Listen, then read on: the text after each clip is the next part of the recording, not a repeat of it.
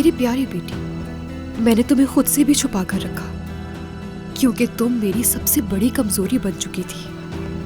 मैंने जो किया तुम्हारी भलाई के लिए किया, मेरे पास और कोई रास्ता नहीं था।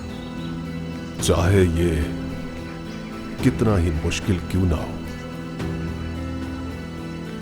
मैं चाहता हूं कि तुम और नवाल मुझे माफ कर दो। मैं तुम्हारे सामने नहीं आ सकता क्योंकि मेरे गुनाह बहुत बड़े हैं। मुझे माफ कर दो। जब मैं मर जाऊंगा तो तुम और मैं सुकून में आ जाएंगे। तुम्हारा बाप दाऊद अलादाक।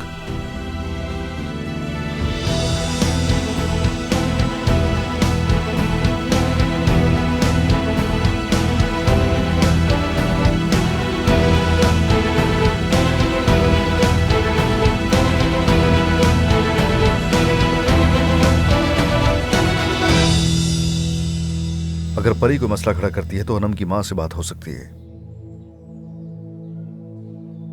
अरे क्या मतलब है कि लास्ट नेम सेम ना हो तो मुलाकात नहीं करवाई जाएगी? अरे कोई तो हल निकालना होगा ना इसका। तुम बात कर लो किसी वकील से ही। मेरा अनम की मां से मिलना बहुत जरूरी है। समझ में आ रही है ना ये बात तुम्हें? हाँ, कुछ करो जल्दी।